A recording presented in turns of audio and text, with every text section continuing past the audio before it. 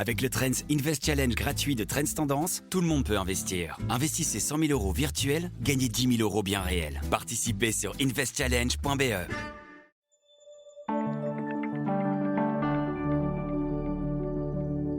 Une guerre sans stratégie claire, des alliances qui vacillent et un monde qui bascule sous nos yeux. Dans cet épisode du Regard décalé, Bruno Coleman décrypte un conflit en Iran qui dépasse largement le terrain militaire. Derrière les frappes et les tensions, c'est toute la mécanique américaine qui se révèle, une puissance qui exporte les crises, désigne ses ennemis et avance sans véritable ligne directrice. Mais le vrai tournant, c'est peut-être ailleurs, avec une Iran plus forte que prévu, et puis une Europe une fois de plus en première ligne et en difficulté. Entre chaos géopolitique, jeu de pouvoir et conséquences économiques majeures, une question s'impose. Qui est réellement en train de gagner cette guerre? Bienvenue dans ce nouvel épisode du Regard décalé. Bonjour Bruno Coleman. Bonjour. Je suis ravi de te retrouver Bruno parce que je t'avoue que j'ai beau essayer et chercher à comprendre, je ne comprends plus ce qui se passe en Iran, quelle est la stratégie et comment on va pouvoir sortir de ce conflit. Trump est aujourd'hui fondamentalement pointé du doigt. Je regardais un analyste et je trouvais sa caricature assez juste. On parle là d'un gamin dans un bac à sable, ça fait des mois qu'il jette du sable sur ses camarades et aujourd'hui, il demande de l'aide et il se plaint parce que personne ne veut l'aider. Et on se demande quand même s'il a des vraies compétences pour être président, ce monsieur. D'abord, il a été élu et donc aux États-Unis, le fait, d'être président, fait de lui une figure tutélaire, qu'il est très difficile, d'écarter et même après les midterms, on ne pourra pas mettre en œuvre un quelconque impeachment parce que le Sénat ne sera de toute façon pas majoritaire. Mais il faut savoir plusieurs choses avec, les États-Unis. La première, c'est que c'est un pays qui est amnésique, c'est-à-dire qu'il, traverse l'histoire par itération et donc chaque jour apporte le gommage de la veille. Donc ce qui veut dire qu'on a l'impression qu'il y a des principes directeurs, mais il n'y en a pas. C'est propre, aux sociétés protestantes, inductives. Très différent de ce qu'on constate en Europe.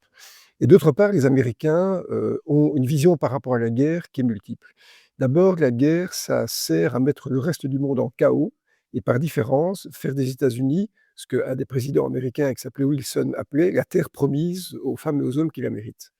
Et d'autre part, les Américains n'ont pas de politique étrangère, si ce n'est exporter le malaise intérieur qui peut les affecter dans des guerres. Et alors, on désigne l'ennemi de l'extérieur plutôt que de l'intérieur. C'était Saddam Hussein, Ben Laden, c'était l'axe du mal. Aujourd'hui, c'est l'Iran. Et c'est tout à fait caractéristique de l'histoire américaine, c'est-à-dire qu'on unit le peuple par un ennemi extérieur. Et ce qui m'a fort frappé dans cette guerre, c'est que j'avais cru, disons peut-être de manière trop scrupuleuse, Trump, qu'il ne voulait plus de guerre et donc ça m'avait donné l'intuition qu'il allait réinternaliser aux États-Unis la violence que le système socio-économique américain génère naturellement. Bon, c'est pas le cas, donc maintenant il y a une expulsion de violence vers le reste du monde. Il ne connaît pas la fin de l'histoire, personne ne la connaît, mais ça permet de gommer d'autres malaises, bon, l'inflation bien sûr est maintenant persistante aux États-Unis, mais d'autres dossiers embarrassants sont escalés. L'affaire Epstein. Qu'a fait Epstein. Alors qu'est-ce qui va se passer? D'abord, c'est le constat que l'Iran est un pays plus puissant qu'on avait imaginé, que l'éradication du régime, paramilitaire et théocratique, n'aura pas lieu puisque en fait, la guerre va renforcer le pouvoir, existant et sa mainmise sur la population et puis d'autre part, les Iraniens ont montré qu'ils étaient capables d'avoir un pouvoir de nuisance, très important puisqu'on peut imaginer que dans le monde de demain, finalement, les détroits d'Ormuz soient, monétisés par l'Iran, en fonction des pays qui lui sont, favorables ou pas. Et ça, évidemment, c'est une situation catastrophique parce que ça veut dire que c'est l'Iran qui prend le dessus sur les États-Unis et bien sûr sur le monde occidental. Donc c'est un renversement de situation. La seule chose qu'il faut espérer, c'est qu'à un moment, Trump, dans ses égarements multiples, considère, proprio motu, que la guerre, est gagnée par les États-Unis et que donc il peut se retirer. Mais il faut se rendre compte que Trump a aussi gagné des choses dans cette guerre. D'abord, l'affirmation de la puissance militaire américaine, qui est incontestable, même si elle n'atteint pas totalement l'Iran. Le fait d'avoir montré aux pays amis du Golfe, je pense à Dubaï et à tous ces petits pays, que l'armée américaine est là pour les protéger parce qu'ils ont été touchés par l'Iran. Et donc ça renforce le besoin, on va dire, de renforcement militaire de ces pays. Ça renforce aussi l'importance énergétique américaine, puisqu'en fait les Américains sont maintenant les premiers producteurs de pétrole. Ils sont moins touchés que ne sera l'Europe par le gaz et le pétrole qui passe par le Golfe. Et puis la dernière chose qui est aussi très importante, c'est que le dollar est garanti par l'hégémonie militaire américaine. Et donc le dollar, en fait, sort renforcé de cette guerre qui a montré l'omnipotence financière de ce pays.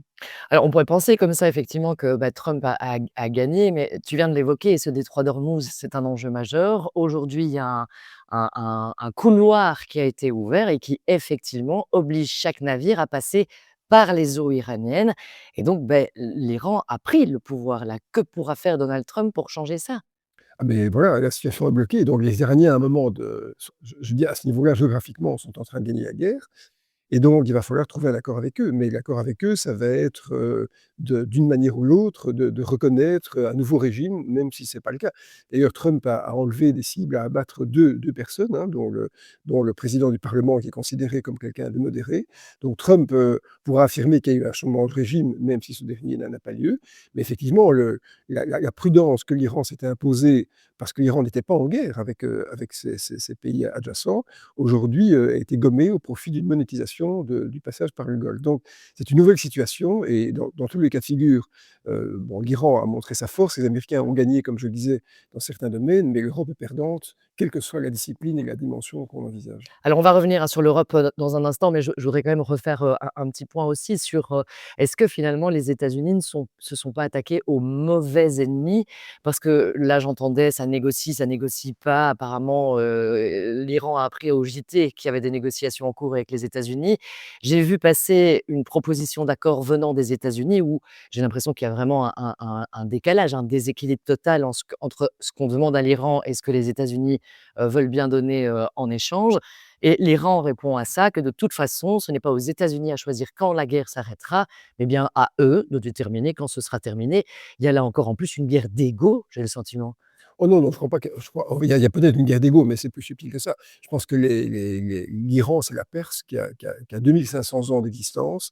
Les Iraniens sont sans doute les meilleurs négociateurs au monde et donc ont été attaqués, voilà, dans le régime, dans leur fort intérieur et les Américains n'ont aucune expérience de diplomatie, extérieure. En fait, c'est épouvantable de le dire parce que je vais me référer à un terme qui est absolument épouvantable et qui est d'ailleurs une tâche indélébile sur la plupart des pays européens, mais les Américains n'ont pas de passé colonialiste. Ils ne sont pas capables de reconnaître la différence culturelle. Ils croient que leur modèle est universel, ça impose.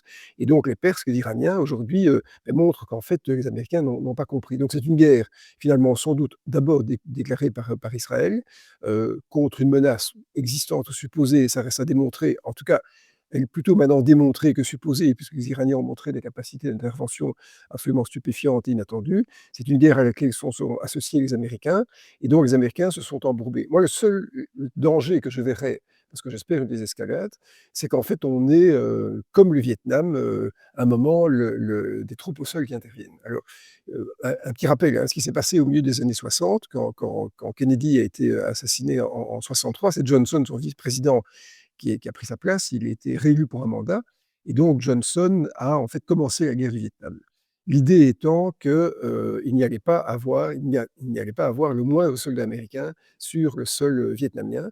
Et finalement, suite à un incident naval qui n'a jamais d'ailleurs été très bien élucidé dans le golfe du Tonkin, il y a eu au total 3 millions de soldats américains qui ont été, qui ont stationné, on va dire, au Vietnam, avec la catastrophe finalement du départ qui s'est concrétisé en avril 75 par la fuite des derniers soldats américains.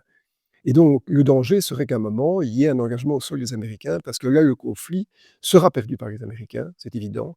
Le Vietnam est encore dans toutes les mémoires, comme l'Afghanistan et comme l'Irak d'ailleurs. Et donc, on arrive à une situation qui sera épouvantable et je pense intolérable pour le peuple américain. Il faut se rappeler qu'à l'époque du Vietnam, ce n'était plus une armée de métier qui était intervenue, mais ils ont mis en œuvre ce qu'on appelle la conscription, le draft en anglais, qui consiste en fait à enrôler des personnes civiles pour les mettre sous les drapeaux. Donc voilà, on est à un point maintenant voilà, où Trump ne va pas franchir, je pense, cette étape, mais il y a quand même un certain degré de probabilité. Donc la situation est complexe. Et difficile à connaître puisque la stratégie, derrière est assez, floue du côté de Donald Trump en tout cas. On se rend compte effectivement maintenant qu'il a suivi Israël pour les raisons qu'on ignore en fait un petit peu. Dans cette stratégie, alors même qu'il avait fait campagne en disant: «Je veux plus de guerre», bah, il se relance dans une guerre dans un pays qui est déjà super endetté. Il demande une augmentation du budget pour son non plus, commission de la défense, mais de la guerre.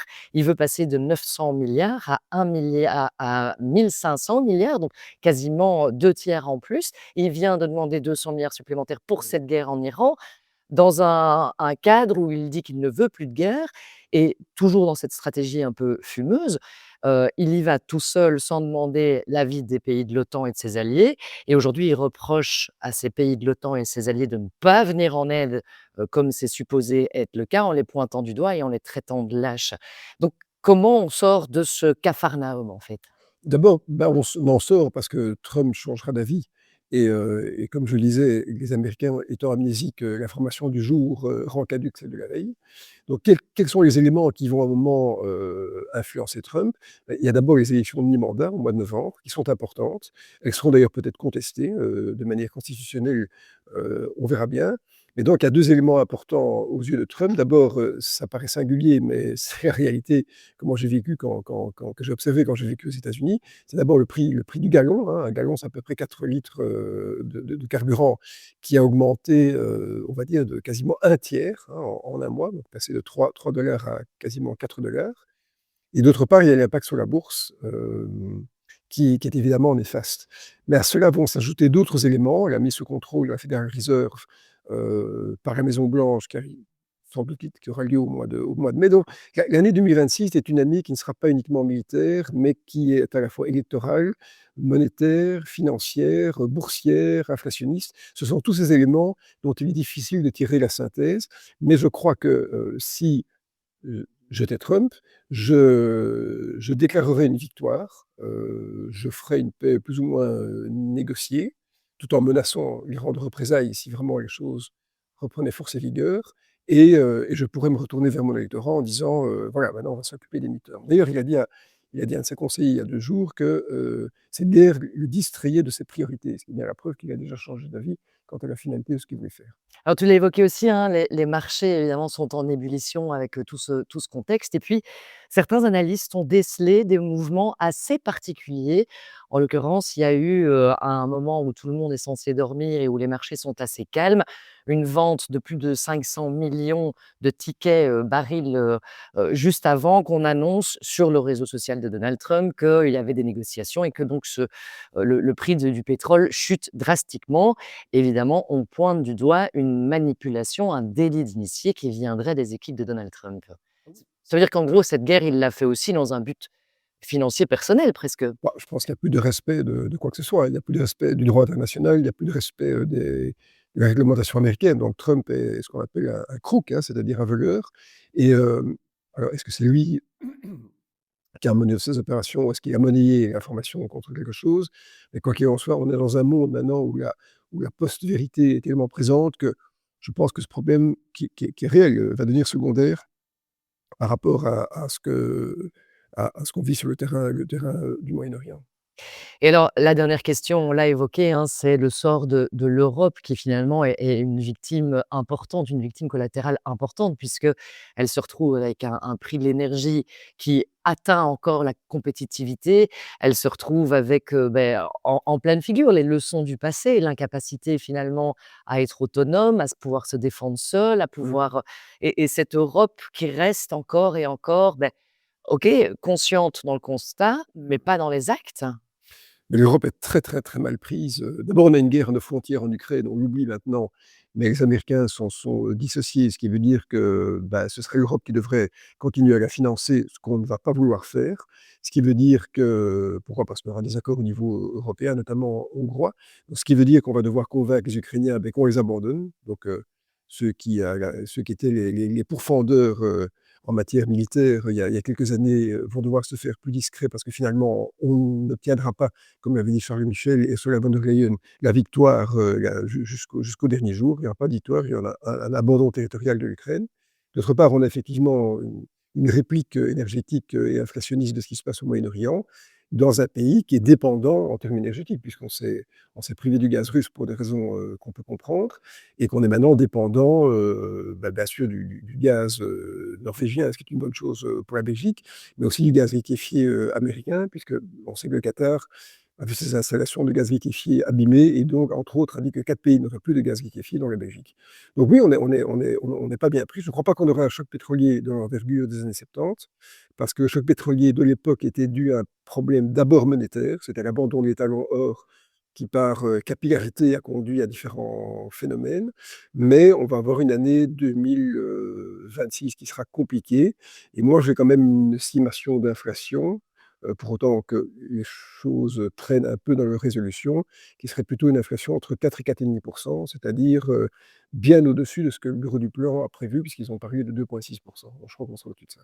Et juste une année 2026 compliquée, parce que la semaine dernière, je discutais justement de cette problématique énergétique avec, Damien Ernst, et selon lui, entre autres, ce prix du gaz, ça va se répercuter sur de nombreuses années. On parviendra plus à des niveaux comme on l'a connu, il y a quelques mois, en fait. Et j'ai tendance à dire que Damien a raison, c'est un spécialiste de la matière, donc il n'y a aucune raison que je le contredise. C'est vrai qu'avec le prix du gaz, on voit qu'il y a une inflation avec effet retard, parce que tout aliment, toute boisson, la plupart des actes que nous posons exigent un contenu énergétique. On voit aujourd'hui que les rôtisseurs, par exemple, les boulangers souffrent parce que l'énergie coûte plus cher. Donc, oui, on verra bien. Je pense qu'en même temps, les gouvernements européens seront obligés de retrouver d'autres accords commerciaux avec les États-Unis, avec la Russie peut-être, parce qu'il y a un risque de paix sociale, de disruption sociale, citoyenne, qui peut se présenter si à un moment le niveau de vie n'est pas atteint. Et surtout, ça posera un problème de compétitivité pour les entreprises. On pourra encore en discuter pendant des heures. Malheureusement, on va clôturer cet épisode du Regard décalé, mais on aura l'occasion de se retrouver prochainement, évidemment, pour refaire un petit point sur les avancées des prochaines semaines. Merci beaucoup, Bruno. Merci beaucoup.